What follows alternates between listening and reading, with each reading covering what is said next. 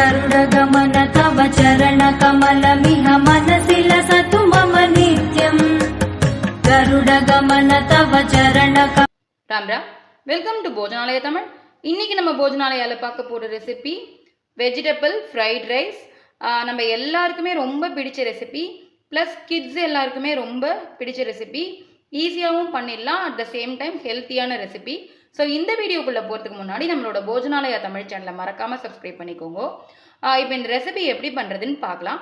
நம்மளோட சேனலில் போடுற ரெசிபிஸ் எல்லாமே no onion, no garlic, plus traditional south Indian, north Indian, அந்தந்த ஃபெஸ்டிவலுக்கு போடக்கூடிய ரெசிபிஸ், பண்ணக்கூடிய ரெசிபிஸ் எல்லாமே போட்டுருக்கோம். ஸோ எல்லாருமே சப்ஸ்கிரைப் பண்ணி வச்சுட்டு பெல் ஐக்கானையும் கிளிக் பண்ணி வச்சுட்டே அப்படின்னா ரெகுலராக நான் வீடியோஸ் போடும்பொழுது உங்களுக்கு நோட்டிஃபிகேஷன் வரும். இப்போ இது எப்படி பண்ணுறதுன்னு பார்க்கலாம். வெஜிடபிள் ஃப்ரைட் ரைஸ் பண்ணுறதுக்கு நான் ஒரு 2லேருந்து 3 பேர் சாப்பிட்ற மாதிரி பண்ண போகிறேன். ஸோ அதுக்கு நான் என்ன பண்ணியிருக்கேன்னா, ஒரு 1/4 கிலோ கேபேஜ் இந்த மாதிரி நல்லா நைஸாக கட் பண்ணி வச்சுருக்கேன். அதுக்கப்புறமா ஒரு 10லேருந்து 12 பீன்ஸு, அதையும் இந்த மாதிரி பொடியாக கட் பண்ணி வச்சுருக்கேன். கேரட்டு, ஒரு பெரிய கேரட் பொடியாகவும் கட் பண்ணிட்டுருக்கேன், கொஞ்சம் இப்படி நீள நீளமாகவும் கட் பண்ணி எடுத்துட்டுருக்கேன் அதுலேயே. அதுக்கப்புறம் ஒரே ஒரு கேப்சிகம் கட் பண்ணி எடுத்துட்டுருக்கேன். 2 பச்சை மிளகா நீள வாக்கில் கட் பண்ணி எடுத்துட்டுருக்கேன். ஸோ இதுதான் நமக்கு தேவையான காய்கறிகள். நெக்ஸ்ட்டு பார்த்தீங்கன்னா பாஸ்மதி அரிசி. பாஸ்மதி அரிசி நான் ஒரு 1.25 ஆழாக்கு எடுத்துட்டுருக்கேன். அந்த 1.25 ஆழாக்கு அரிசி பார்த்தீங்கன்னா ஓப்பன் குக்கிங் தான் பண்ணியிருக்கேன். இது எவ்வளோ உதிராக சூப்பராக வந்திருக்குன்னு பாருங்க. அதாவது தண்ணி நல்லா கொதிச்சதுக்கு அப்புறமா அரிசியை ஒரு 5 நிமிஷம் ஊற வச்சுட்டு இந்த மாதிரி பாயில் பண்ணி தண்ணியை நல்லா வடிய வச்சுட்டு எடுத்துட்டுருக்கேன். வேக வைக்கும் பொழுது நம்ம என்ன பண்ணோம் அப்படின்னா, கொஞ்சம் எண்ணெயோ இல்லை நெய்யோ ஏதோ ஒரு இது நம்ம ஒரு 2 சொட்டு அந்த தண்ணியில் விட்டுட்டு அதுக்கப்புறம் வேக வச்சோம் அப்படின்னா அரிசி நல்லா இந்த மாதிரி ஒத்தையாக உதிராக வரும். ஒரு 3/4 வேக்காடு இருக்கும் பொழுதே நம்ம இந்த அரிசியை வடிய வச்சிடணும். ரொம்ப ஃபுல்லாக வேக விடக்கூடாது. ஸோ வெந்ததுக்கப்புறமா இது நல்லா ஆற வச்சிடணும். ஆற வச்சாதான் ஃப்ரைட் ரைஸ்க்கு நல்லா சூப்பராக வரும். ஸோ வெந்து நல்லா ஆறி இருக்கு. ஸோ இப்போது பார்க்கலாம். இப்போது நல்லா ஒரு அடிகனமான பெரிய இலுப்பு செடியை எடுத்துட்டு இருக்கேன். அதில் நான் ஒரு 50 கிராம் பட்டர் சேர்த்துக்கிறேன். ஸோ இது பட்டர் போட்டு செஞ்சோம் அப்படின்னா நல்லா டேஸ்ட்டாக இருக்கும். இல்லை பட்டர் இல்லை உங்ககிட்ட அப்படின்னா நீங்கள் எண்ணெயிலேயே பண்ணிக்கலாம். நான் இப்போ இன்னைக்கு கொஞ்சம் பட்டரும் எண்ணெயும் கலந்து தான் செய்ய போகிறேன். இந்த பட்டர் மெல்ட் ஆகட்டும். இப்போது இந்த பட்டர் நல்லா மெல்ட் ஆகிடுது. இதில் கொஞ்சமாக நான் ரீஃபைண்ட் ஆயிலும் கலந்துக்கிறேன். ரொம்ப நிறையா விட வேண்டாம், ஜஸ்ட் ஒரு 2-3 டேபிள் ஸ்பூன் விட்டோம்னா போதும். ஸோ இந்த எண்ணெயும் கொஞ்சம் சூடாகட்டும்.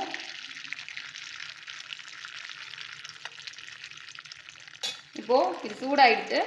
இதில் ஜீரகம் கொஞ்சமாக ஒரு 1/2 டேபிள் ஸ்பூன் வச்சுக்கோங்களேன், ஜீரகம் சேர்த்துக்கிறேன்.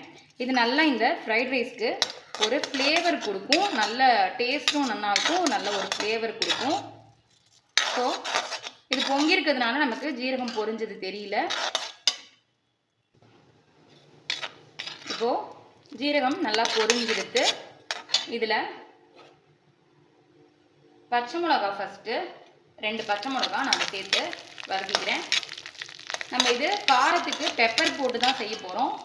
இருந்தாலும் ஜஸ்ட்டு ஒரு ஃப்ளேவர் கொடுக்கறதுக்காக பச்சை மிளகாயும் நான் சேர்த்துக்கிறேன். அதுக்கப்புறமா பீன்ஸு ஃபஸ்ட்டு சேர்த்துக்கிறேன்.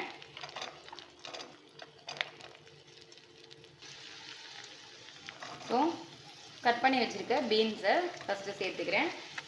இது நம்ம ரொம்ப வதக்கக்கூடாது, லைட்டாக க்ரன்ச்சியாக வதக்கணும். அப்போ தான் இந்த வெஜ் ஃப்ரைட் ரைஸ் நல்லா ஹோட்டல் ஸ்டைலில் டேஸ்ட்டாக இருக்கும். ஸோ லைட்டாக இது வதங்கின்னு இருக்கும் பொழுதே கட் பண்ணி வச்சுருக்க கேரட்டையும் நான் சேர்த்துக்கிறேன்.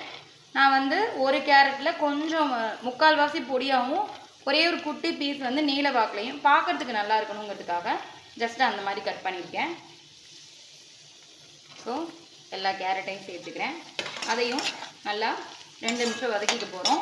இது நீங்கள் பண்ணும்பொழுது அடுப்பை பெரிய ஃப்ளேம்லேயே வச்சுக்கோங்க, சிம்மில் வைக்க வேண்டாம். பெருசாகவே வச்சு வதக்கணுன்னா தான் இது நல்லா க்ரன்ச்சியாக நமக்கு கிடைக்கும். ஸோ இந்த மாதிரி க்ரன்ச்சியாக வதக்கிக்கணும் நம்ம. நெக்ஸ்ட்டு கட் பண்ணி வச்சுருக்க கோஸு சேர்த்துக்க போகிறேன்.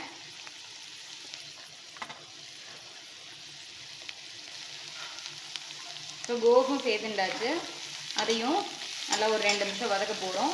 இதுக்கு தண்ணியெல்லாம் நம்ம தெளிக்கக்கூடாது. தண்ணியெல்லாம் தெளித்தோம் அப்படின்னா காய் வந்து வெந்த மாதிரி ஆகிடும். ஃப்ரைட் ரைஸ் உதிராக வராது, நீர்த்து போன மாதிரி ஆகிடும். ஸோ இந்த மாதிரி தண்ணி தெளிக்காமல் பட்டர் எண்ணெயில் நம்ம அப்படியே க்ரன்ச்சியாக தான் வதக்கணும். ஸோ அப்போ தான் நமக்கு சூப்பரான ஃப்ரைட் ரைஸாக கிடைக்கும்.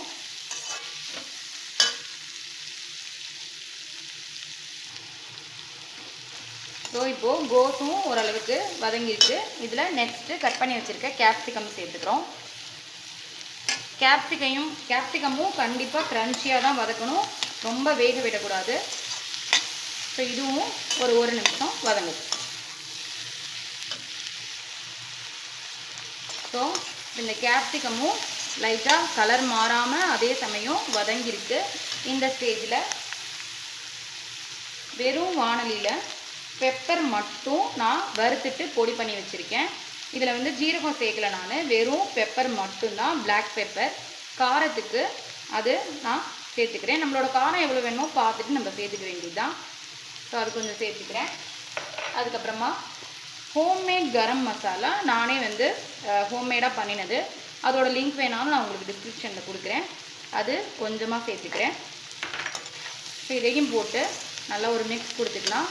இப்போது காய்கறிக்கும் சாதத்துக்கும் தேவையான அளவு உப்பு சேர்த்துக்கிறேன். ஸோ உப்பு மட்டும் நீங்கள் பார்த்துட்டு போட்டுக்கணும், நிறைய போட்டுட்டோன்னா எடுக்க முடியாது. ஸோ திட்டமாக பார்த்துட்டு போட்டுக்கோங்க. இப்போது இதையும் ஒரே ஒரு நிமிஷம் நம்ம அந்த மசாலா ஸ்மெல் போக லைட்டாக வதக்கிக்க போகிறோம், ரொம்ப வதக்க வேண்டாம். ஸோ நம்ம காரத்துக்கு இந்த பெப்பர் பவுடரும் பச்சை மிளகாயும் மட்டும்தான், நம்ம வேறு எதுவுமே சேர்க்கலை. ஸோ இதோட க்ரன்ச்சினஸ் மாறாமல் இது பாருங்கள் சூப்பராக நம்ம வதக்கியாச்சு. இப்போ நெக்ஸ்ட்டு நம்ம வடித்து வச்சுருக்கோம் இல்லையா இந்த சாதத்தை அப்படியே நான் இதில் சேர்த்துக்கிறேன்.